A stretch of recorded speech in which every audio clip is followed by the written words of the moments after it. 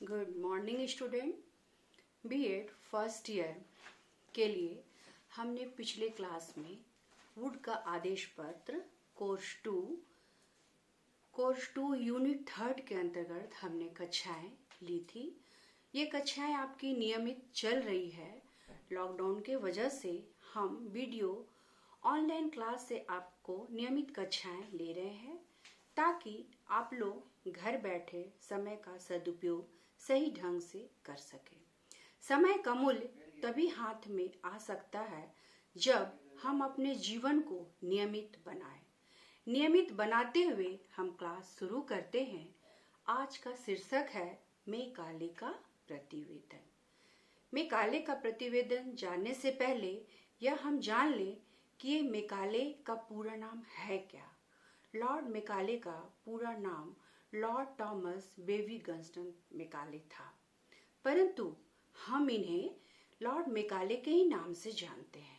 इनका जन्म 25 अक्टूबर 1800 में लेस्टरशीर में हुआ था। ये ईस्ट इंडिया कंपनी के राजनीतिज्ञ, कवि और इतिहासकार थे। ये एक महान दूरगामी शासक थे, विद्वान थे, विचार बुद्धि प्रखर, श्रवण शक्ति विलक्षण और चरित्र इनका उज्जवल था। इनकी शिक्षा कैम्ब्रिज के पास एक निजी विद्यालय में हुई थी। वह इस बात को समझता था कि विश्व को यदि किसी देश से चुनौती मिल सकती है तो वह है भारत। क्यों? क्योंकि भारत को यह कमजोर देश समझता था। संक्षेप में कुछ जान ले इसके अंतर्गत है क्या। 10 जून 1834 को लॉर्ड मेकाले ने गवर्नर जनरल की काउंसिल के सदस्य के रूप में भारत में पदार्पण किया। मेकाले कानून और अंग्रेजी साहित्य के प्रकांड विद्वान थे। पाश्चात्य विवाद को हल करने के लिए वेंटिंग ने मेकाले को लोक शिक्षा समिति का प्रधान नियुक्त किया था। किसके लिए? प्राच्य और पाश्चात्य विवाद को लेकर कि भारतीय शिक्षा समिति भारतीय शिक्षा संस्कृति को अपनाना है कि यूरोपियन वेस्टर्न को अपनाना है। इसके लिए आए दिन विवाद खड़ा हुआ।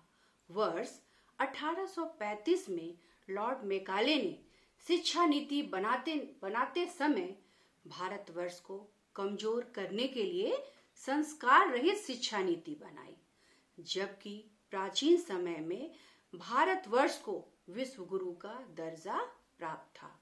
अंग्रेजी शासन में हमारी समृद्ध संस्कृति का नुकसान पहुंचाया।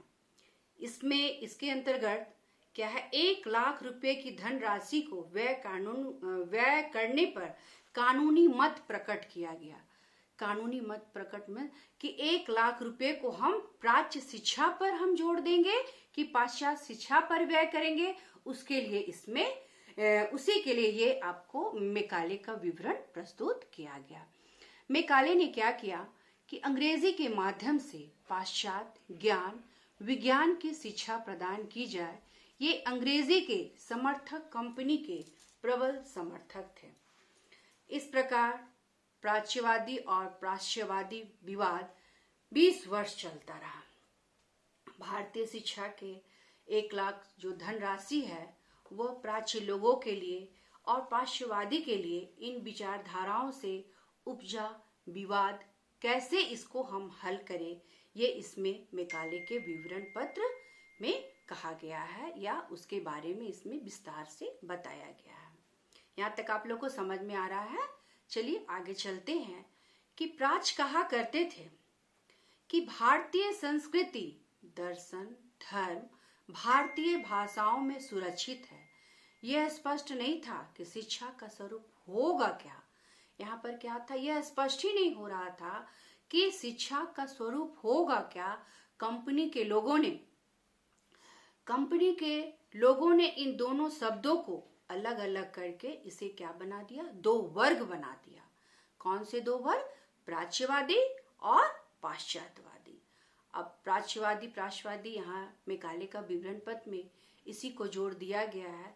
तो आगे हम इसे अब विस्तार से देखते हैं कि इसके अंतर्गत कहा क्या गया है।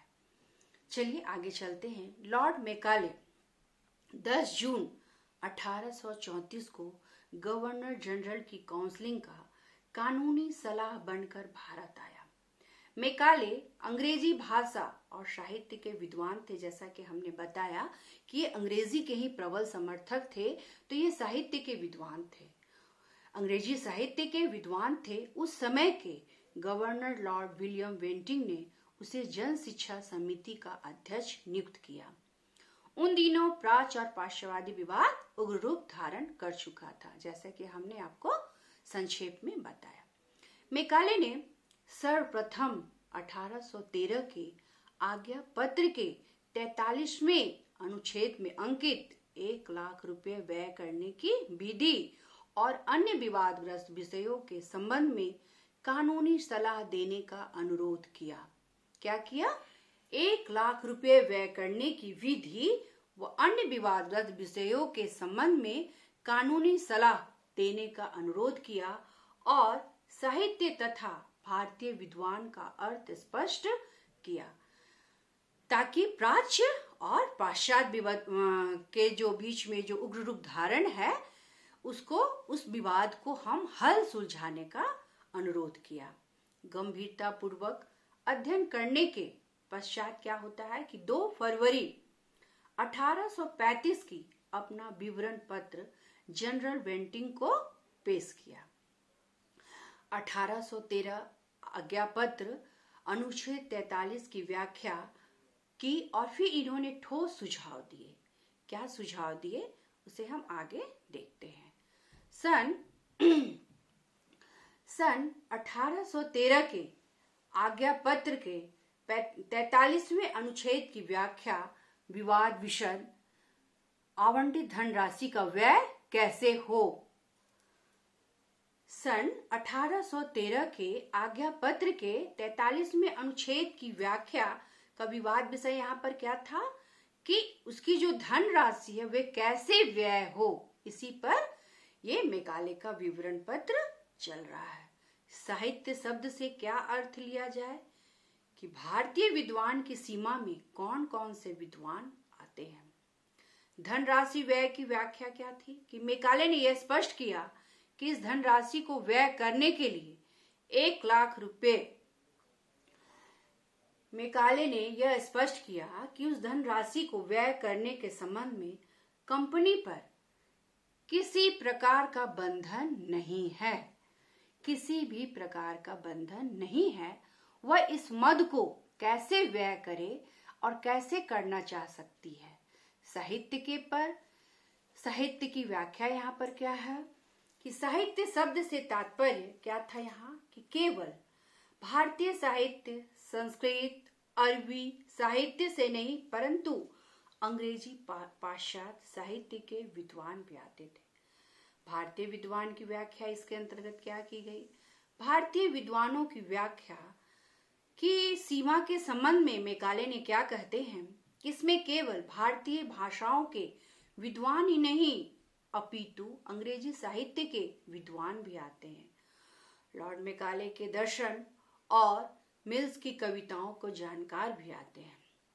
सन 1813 के आज्ञा पत्र के अनुच्छेद 43 की व्याख्या करने के बाद लॉर्ड मैकाले ने भारतीयों की शिक्षा के स्वरूप संबंधी कुछ सुझाव दिए कि प्राच्य साहित्य एवं ज्ञान की शिक्षा निरर्थक है, कि पाश्चात्य साहित्य एवं ज्ञान की शिक्षा महत्वपूर्ण है। आप लोग नोट कर सकते हैं कि प्राच्य साहित्य एवं ज्ञान की शिक्षा निरर्थक है, कि पाश्चात्य साहित्य एवं ज्ञान की शिक्षा महत्वपूर्ण है। नेक्स्ट है अंग्रेजी की शिक्षा को माध्यम बनाना आवश्यक है, कि अंग्रेजी की शिक्षा को माध्यम बनाना आवश्यक है। क्यों? क्योंकि ये लॉर्ड मैकाले जो थे अंग्रेजी पर ही इन्होंने ज्यादा जोर दिया था। उच्च वर्ग के लिए उच्च शिक्षा संस्थाओं की व्यवस्था होनी चाहिए, उच्च वर्ग के लिए उच्च शिक्षण संस्थाओं की व्यवस्था होनी चाहिए। नेक्स्ट क्या है कि शिक्षा के क्षेत्र में धार्मिक तटस्थता की नीति आवश्यक हो। शिक्षा के क्षेत्र में धार्मिक नीति की तटस्थता की नीति आवश्यक हो। प्राच्य साहित्य के अंतर्गत भारतीय साहित्य संस्कृत अरबी विषय में मैकाले ने लिखते हैं कि भारतीय धर्म ग्रंथ अंधविश्वासों और महत्वपूर्ण तथ्यों से भरे हैं। सभी पढ़ाना निरर्थक सुझाव दिया कि संस्कृत और अरबी स्कूल तथा कॉलेज के सरकारी धन व्यय करना व्यर्थ है। क्या दिया कि कॉलेज के सरकारी धन व्यय, स्कूल तथा कॉलेज के सरकारी धन व्यय पर करना व्यर्थ है, धन व्यय करना व्यर्थ है। इन्हें तुरंत क्या कर दिया जाए, बंद कर दिया जाए। प्राच्य साहित्य के मूर्धन पर सरकारी धन ने व्यय किया। नेक्स्ट देखते हैं कि पाश्चात्य साहित्य एवं ज्ञान की शिक्षा यहाँ पर कितनी महत्वपूर्ण है। मैकाले की शिक्षा नीति के अंतर्गत पाश्चात्य साहित्य को उन्होंने जोड़ तो दिया ही, तो इसके अंतर्गत ज्ञान की शिक्षा कहाँ तक महत्वपूर्ण है ये हम जान लें। मैकाले अंग्रेज साहित्य का सबसे महत्वपूर्ण साहित्य मानता था। मैकाले अंग्रेजी साहित्य का सबसे महत्वपूर्ण साहित्य मानता था। अरबी, संस्कृत और नगण्य अपने विवरण पत्र में तो उन्होंने लिखे ही थे कि अच्छे यूरोपीय पुस्तकालय की एक अलमीरा की पुस्तक भारत और अरब के साहित्य के बराबर है। उन्होंने नेक्स्ट क्या सुझाव दिया कि भारतीयों को अंग्रेजी भाषा और साहित्य का ज्ञान क्या होना चाहिए, अनिवार्य रूप से कराया जाना चाहिए। नेक्स्ट क्या है, अंग्रेजी को शिक्षा का माध्यम बनाना आवश्यक था। भारत में प्रचलित देशी भाषाएं अविकसित और गंवारू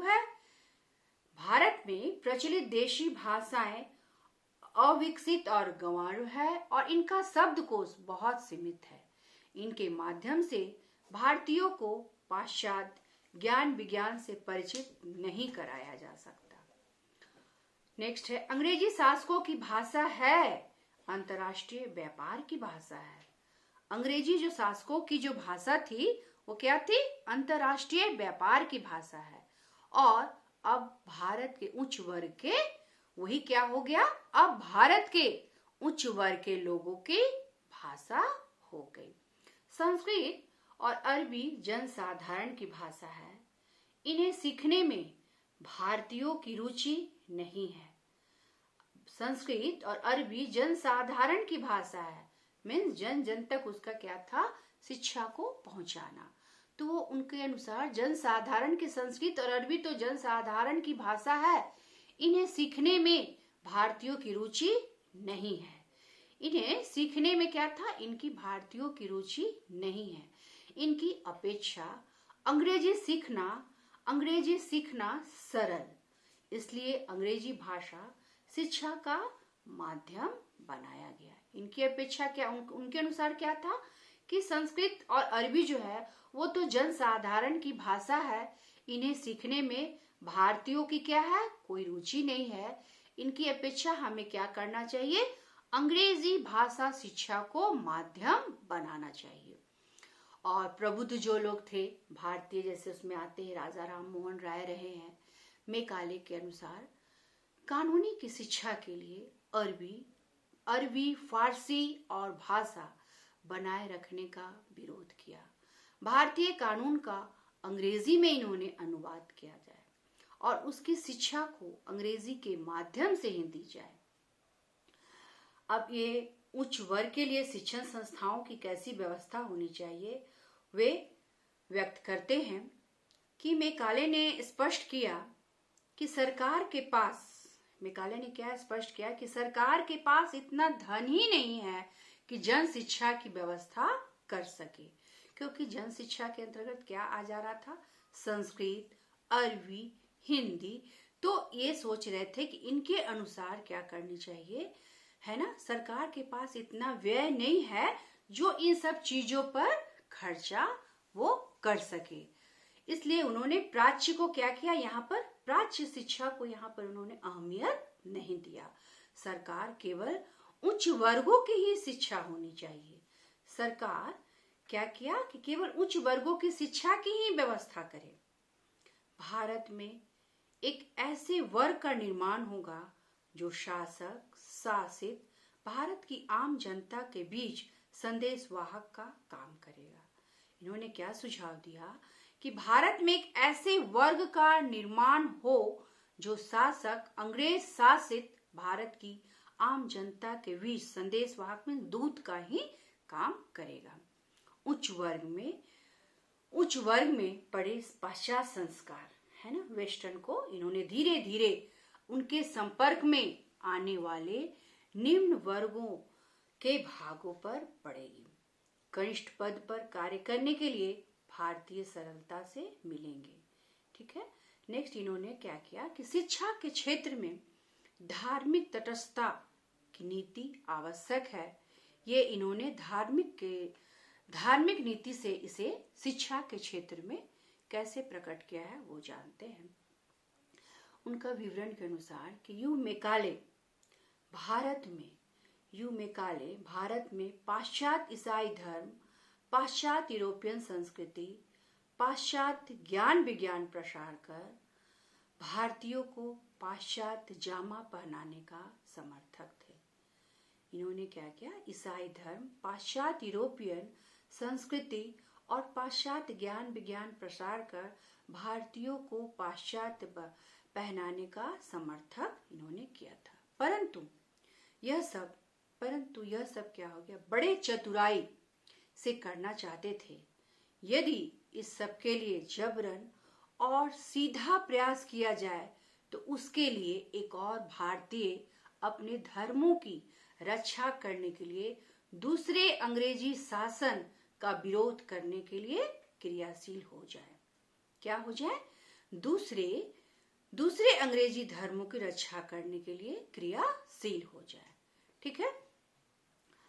अब और आगे चलते हैं, इसी के अंतर्गत है। यहाँ तक आप लोग को समझ में आ रहा है। ठीक है, आगे चलते हैं।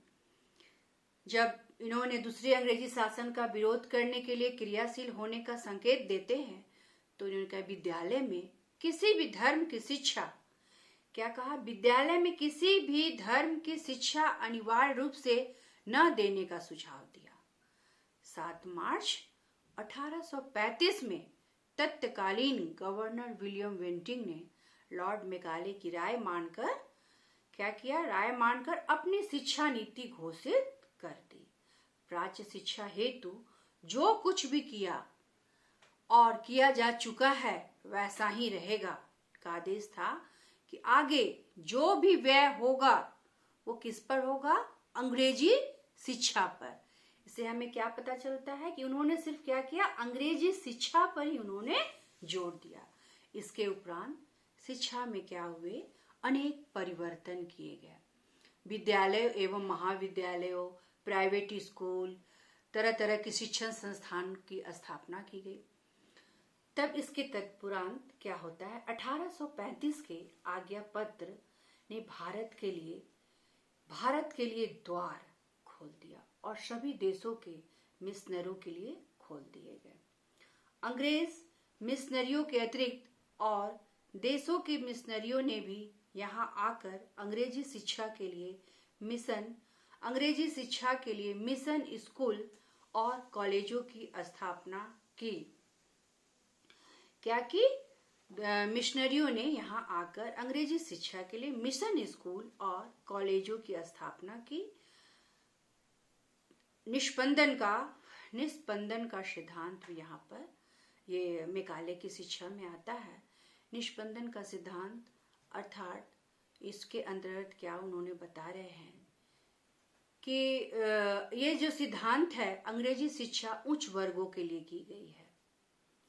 निष्पंदन सिद्धांत 1823 के आधार पर अंग्रेजी शिक्षा को उच्च वर्ग में ही की गई है ताकि शिक्षा क्या हो, छन छन कर निम्न वर्गों तक पहुंचनी चाहिए। इसका उद्देश्य क्या था कि शिक्षा उससे प्रवेश करके जनसाधारण तक पहुंचनी चाहिए। शिक्षा का माध्यम अंग्रेजी हुआ। निष्पंदन सिद्धांत का बोलबाला रहा। प्राच्य शिक्षा निरर्थक मानी गई। इसके अंतर्गत श्रीधर नाथ मुखोपाध्याय के अनुसार क्या बोलते हैं कि संस्कृत और मौन भाषाएं निकम्मी ठहराई गई। ठीक है। मेकाले का यहाँ तक हम विवरण देखने के बाद, है ना, क्या पाते हैं कि इनकी शिक्षा पद्धति में जो है सिर्फ अंग्रेजी की ही झलक मिलती है। किसकी झलक मिलती है? सिर्फ अंग्रेजी की ही झलक मिलती है। तो इसके अंतर्गत हम देखेंगे कि बहुत से दोष भी पाए जाते हैं। गुरुकुल की शिक्षा को गैर कानूनी घोषित किया। हम लोग प्राचीन काल में कैसे शिक्षा लेते थे? गुरुकुल की शिक्षा। यहाँ पर गुरुकुल की शिक्षा को उन्होंने क्या कर दिया? गैर कानूनी घोषित कर दिया। सेकंड क्या है? संस्कृत भाषा को भी इन्होंने गैर कानूनी घोषित कर दिया। और थर्ड में क्या है? इन्होंने क्या किया? अंग्रेजी शिक्षा की तरफ कानूनी घोषित कर दिया, जो कि भारतीयों के लिए बड़ा कठिनदायक हो गया। और इन्होंने क्या किया? पाश्चात्य ज्ञान विज्ञान को बढ़ावा दिया और उसे पढ़ाना शुरू करवा दिया। राष्ट्रीय भाषा पर इन्होंने क्या किया? ध्यान नहीं दिया। इनके अनुसार कॉन्वेंट स्कूल से जो बच्चे, इनका कहना था कि जो कॉन्वेंट स्कूल से बच्चे जो अंग्रेजी शिक्षा प्राप्त करके आगे निकलेंगे वे भारतीय होंगे, लेकिन दिमाग में उनकी क्या होगी? अंग्रेजी होगी। अंग्रेज बुद्धि के वे दिमाग अपना चलाएंगे। उनके रक्त में उन्होंने ऐसी भर दी। जो समाज अपनी मातृभाषा से कट जाता है उसको भुला नहीं सकता, ऐसी ही मेकाले की रणनीति थी। महात्मा गांधी, गुरु रविन्द्रनाथ टैगोर आदि शिक्षा के समस्त शिक्षा शास्त्रियों ने एक ही स्वर में कहा है ना। मेकाले की जो अंग्रेजी शिक्षा के तरफ झुकाव था, तो विभिन्न शिक्षा शास्त्रियों ने क्या कहा कि शिक्षा का माध्यम प्राथमिक स्तर पर मातृभाषा ही सर्वश्रेष्ठ हो। क्या हो? मातृभाषा ही सर्वश्रेष्ठ हो। इसके बिना नदी की धारा के विपरीत तैरना ही होगा। अपनी मातृभाषा में शिक्षा प्राप्त करना क्या है? बच्चे का मौलिक अधिकार है। लॉर्ड विलियम बेंटिंक ने मार्च में 1835 को मेकाले विवरण पत्रिका का शब्दरस स्वीकृति प्रदान करके पाश्चात्यवादी स्वरूप एवं शिक्षा के प्रयासों पर क्या कर दी? मोहर लगा दी। और इस प्रकार यह ईस्ट इंडिया कंपनी की प्रथम शिक्षा नीति के रूप में एक ऐतिहासिक मील का पत्थर बन गया। मेकाले भारत में आधुनिक शिक्षा की उन्नति के मार्ग में एक मशाल वाहक था। उम्मीद करते हैं आप लोगों को ये मेरी कक्षा से मेकाले का विवरण, कैसे ये प्राच्य और पाश्चात्यवाद पर उग्र रूप धारण करते हुए ये कैसे शिक्षा को उत्प्रेरित कर रहे हैं और किसके तरफ इनका झुकाव है, ये सब प्राप्त हो गया होगा, है ना। नेक्स्ट क्लास में हम फिर मिलते हैं। इतना ही कहते हुए मैं अपने शब्दों को विराम देती हूँ। फिर मैं अगले क्लास में आप लोगों से फिर वार्तालाप होगी। अगर ये मेरा आपको मेकाले का विवरण अगर पसंद आया हो तो प्लीज इसे लाइक करें एवं सब्सक्राइब करें। आज के लिए इतना ही। धन्यवाद।